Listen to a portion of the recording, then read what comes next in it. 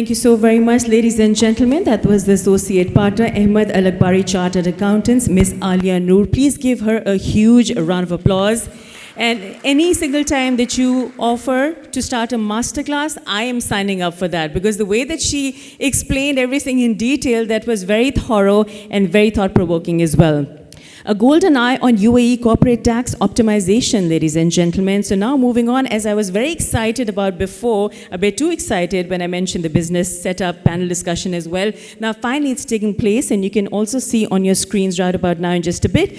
This time around, the theme is unlocking opportunities, top growth sectors, and it will be focusing on the top growth sectors here in the UAE. For example, you have sectors such as technology, you've got renewable energy, healthcare, advanced manufacturing, and how business setup consultants play a pivotal role in helping entrepreneurs tap into these opportunities. And our experts here today will share insights on navigating regulatory frameworks, selecting the right business structures, and leveraging emerging market trends to establish successful ventures. Are we well settled down now? Good afternoon. Yes, we are. Good afternoon. How are both of you doing here today? I'm great. Testing the mic. Good afternoon, and thank you for inviting me to such a prestigious summit. I'm grateful. Thank you so much. Our absolute pleasure. So this time around, ladies and gentlemen, this panel discussion is going to be about the business setup, as I mentioned, different tiers and sectors as well. So Jack, I'm going to start off with you first. It's a very relevant question. What are the key factors to consider when setting up a business here in the UAE, and how can entrepreneurs ensure that they are well prepared? Yeah, I think it's a great question. I mean, specifically looking at it from the entrepreneur's point of view, if you're not familiar with the UAE and business setup, it can be quite an overwhelming industry to move into. So I would look at it very strategically, very high level. I would break it down into different sections. So the first section is, why are you moving to the UAE, first of all? Is it the location? Is it the access to the MENA market? Is it the diverse workforce? Is it the tax incentives? So you need to make sure that the reason why you're moving aligns with your business goals and your ambitions. Absolutely. The second point, obviously, is to analyze which emirate do you want to move to. You have 7 to choose from, all boast different qualities.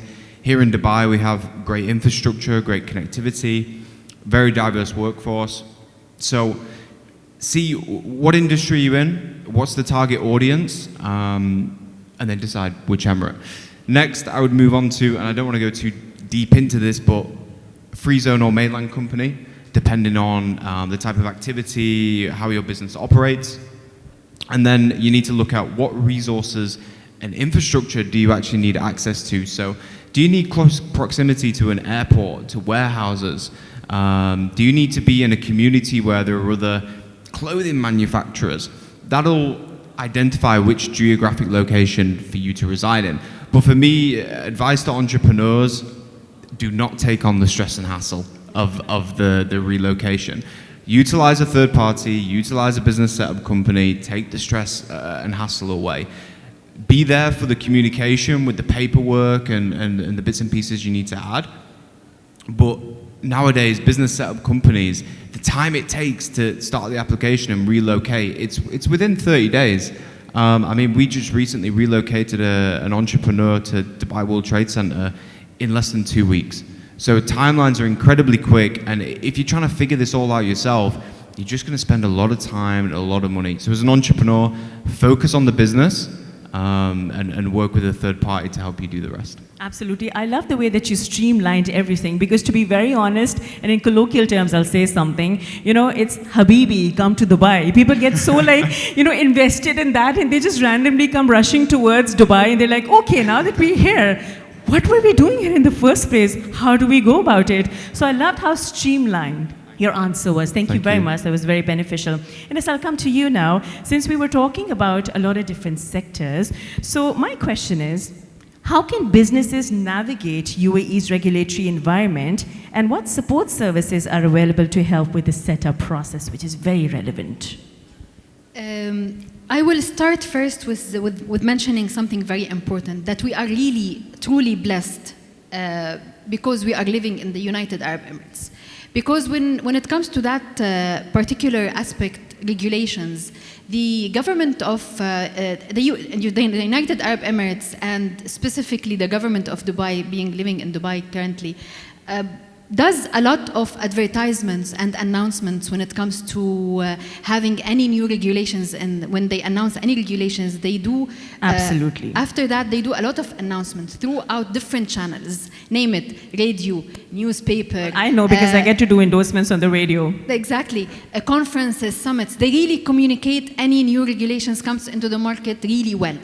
In addition to that, since the UAE are doing their part, I really encourage businesses also to do their homeworks and to research when they are coming to set up a company or a business, to do a research, to see what compliance that they need to adhere to in terms of, for example, VAT registration, corporate tax. Does it apply to me as a company today? Do I meet the threshold? All of these considerations has to be put into place and has to be thought of. Third thing I would mention is to associate yourself and to really partner with a good business setup advisor, because actually these business setup advisors will advise you and will give you the guidance on what to do and how to do it. We at, for example, GFD provides all the after setup services, such as advising when it comes to registration for corporate tax, for VAT. We really provide the start to end and hand to hand for these businesses services. So I think it's very important to partner and to associate yourself as an entrepreneur or as a startup to a really good business setup advisor. Absolutely, I completely agree with you. Jacques, I'll come to you again. So the next question is going to be, on a field and a sector and a word, I mean, you can put all of these together that everyone has been talking about this morning, which is innovation and technology, right? Yeah. So what role does innovation and technology play in driving business growth in the UAE, and how can businesses stay ahead of the curve? Yeah, I think this is a really relevant question. The first buzzword that comes to mind is, of course, AI. We've just recently had the Paris AI Summit last week, where obviously world leaders got together and spoke about compliance and legislation. The EU took quite a cautious approach to legislation and ethical considerations. But from what I've seen, the UAE is taking a really progressive approach to policies with AI. So Abu Dhabi, they're investing 13 billion dirhams into making their government the first AI integrated government of the world. They're running a program called AI for All, which is about upskilling their workforce. So it's going to make the local workers of Abu Dhabi more employable, add more value to businesses. We've got Dubai with the AI Seal, which is about working with businesses to make sure they meet the standards of security, sustainability. And the reason for this is how governments adopt this new cutting-edge tech has a trickle-down effect onto how businesses uptake it. And in the UAE, I think, and we can see, businesses are really having a fast track to adopting AI cutting-edge tech. And we know that AI impacts efficiency, productivity, creativity, which will lead to automating business operations that are autonomous or mundane. It will lead to product development of not just existing products, but new products, and will enhance the customer experience as well. And I'm sure everybody here has probably had an experience with ChatGPT at some level. So they'll know the time and the cost that it saves, and how are we reinvesting that back into our business to grow exponentially. But in terms of staying ahead of the curve for businesses, the things that come to mind, I would say, of course, recruitment. Looking at your workforce, making sure that you're hiring talent that are experienced with this tech, knowledgeable about this new tech, or at least people who are showing a willingness to learn and an initiative to learn about this new tech. Of course, research and development, whether that's through your internal teams or third-party agencies, consultants, etc. And then probably looking at your business operations and seeing where can I implement digital transformation. And that ultimately comes down to the founder, the entrepreneur, cultivating an environment that facilitates and encourages digital adoption, the use of new tech, the trial and error, the courage to fail with new tech, but at least it's trying to positively impact the business. And I think the whole thing, the trickle-down effect from the government to business is really a testament to the D33 economic agenda, the UAE's vision of being a global business hub of the world, and having these progressive policies towards these new techs is really going to allow them to meet that objective, and it's great to be a part of it. And just to deviate the question slightly for one more minute. Sure.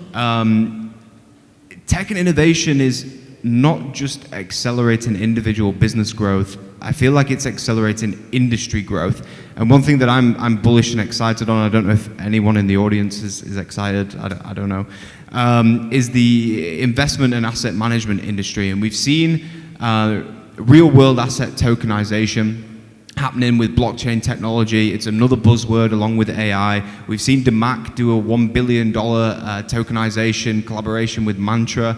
And for me, I mean, I own, it's about fractional ownership, right? So fractional ownership in properties, commodities, coal, oil, gas, which is just completely transforming an incumbent sector that is going to really innovate how individuals and businesses invest in the future.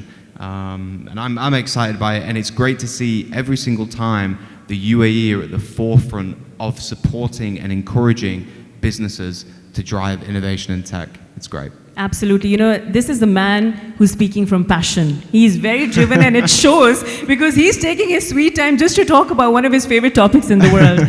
So now let's come to you now, Ines. I'd like to ask you a question, and I think everyone can relate to this as well, because we often, you know, have this drawing room discussion, or when friends are together, when colleagues are together, they're always asking each other questions, and they're kind of bouncing off ideas. Where do we invest? Which sector do we invest in? You know, it's a very common conversation in almost every household. So according to your expert view, which are the sectors to invest in?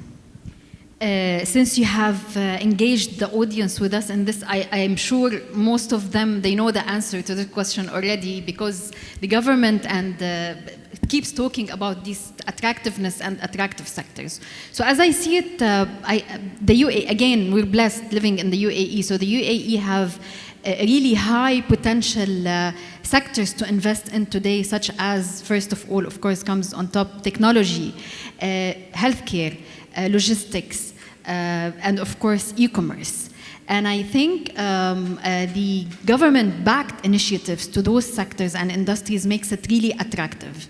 And in Grow from Dubai, for example, what we do today is we make sure to connect actually and create partners between businesses to the right and attract to the right opportunities and the right sectors for them to invest in, throughout giving them insightful and deep strategic thoughts, as well as creating opportunities and partnerships for them. Absolutely, fantastic. So Jack, I'll come to you now, since you were very passionate about technology and you were talking about the future. So here's another question after that how do you bridge the gap for tech and digital businesses by kind of offering like a pre-built of sorts? Yeah, I think this question is probably more relevant to new entrants to the market, international entrepreneurs looking to move to Dubai. For me as an expat as well, moving to a new country and moving a business to a new country, there's a lot of fear, there's a lot of anxiety. It's a daunting task to do.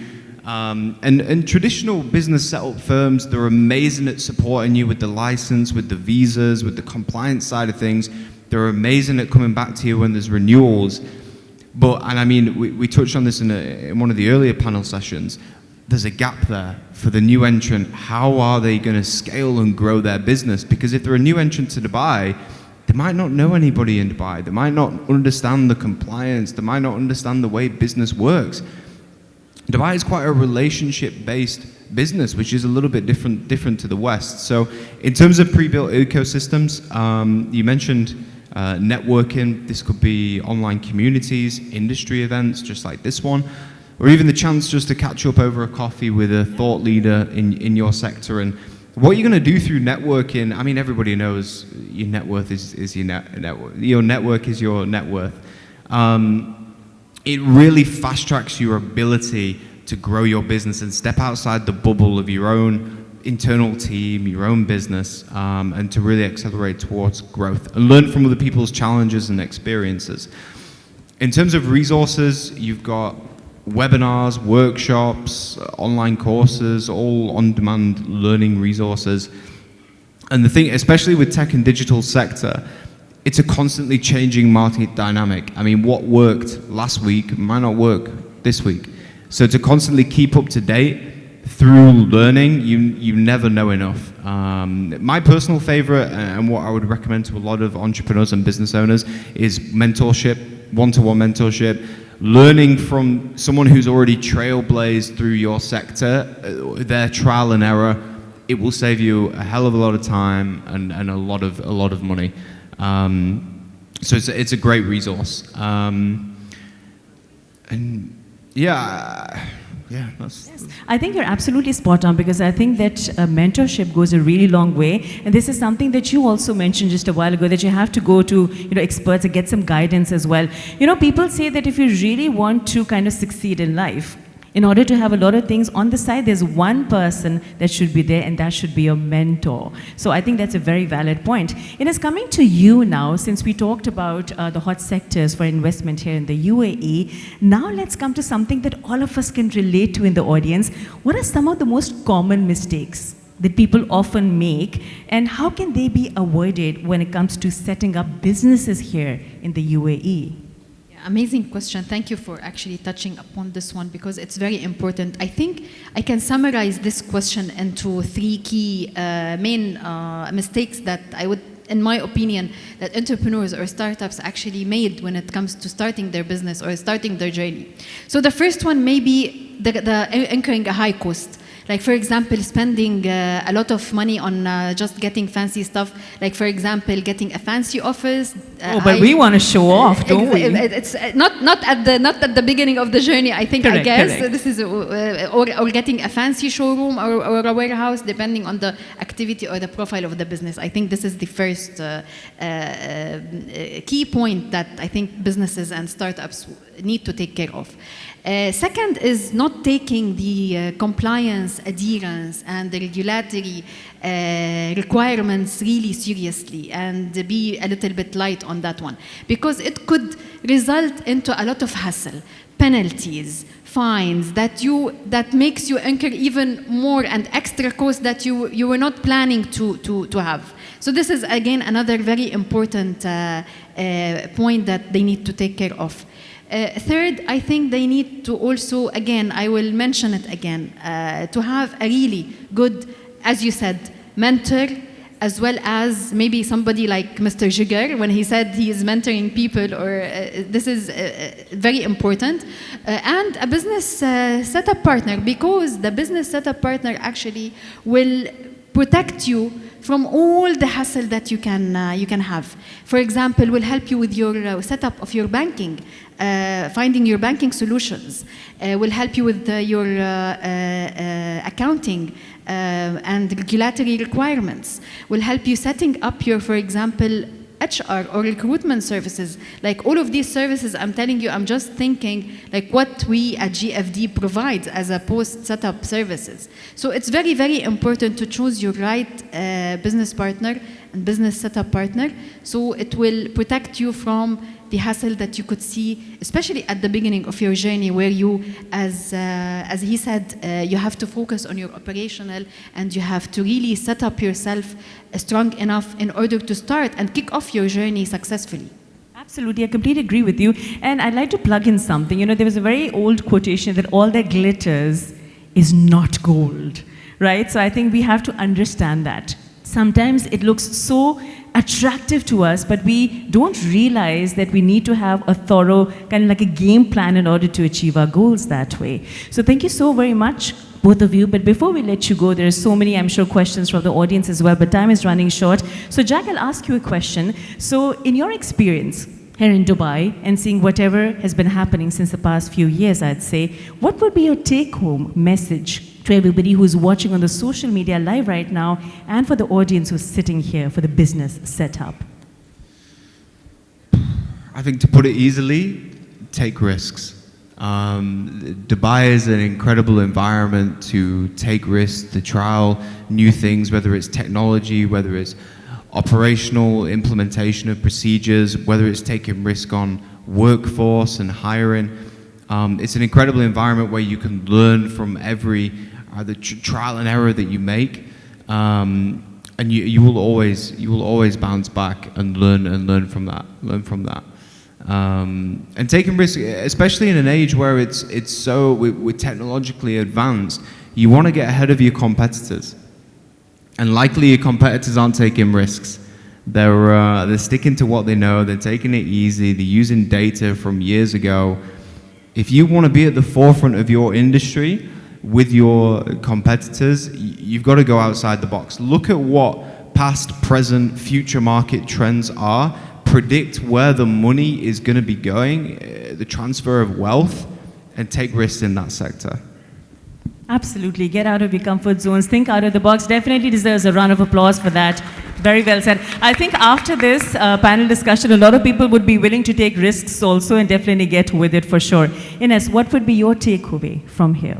I would like to add one thing that Jack have mentioned, that take the risk. When he said take the risk, it's actually the sentence, as always we hear in social media, another other than Habibi come to Dubai, is Dubai is the land of opportunities. I don't think there is any, it's just the market is thirsty enough to actually, and the rising consumer demand makes it truly the land of opportunities for everyone to start a business or to start their journey in the entrepreneurship in general. Absolutely. It is a city of dreams, isn't it? I think we would agree with that. Thank you so very much. I would say, ladies and gentlemen, for joining us today. Ladies and gentlemen, our panel discussion is now ended.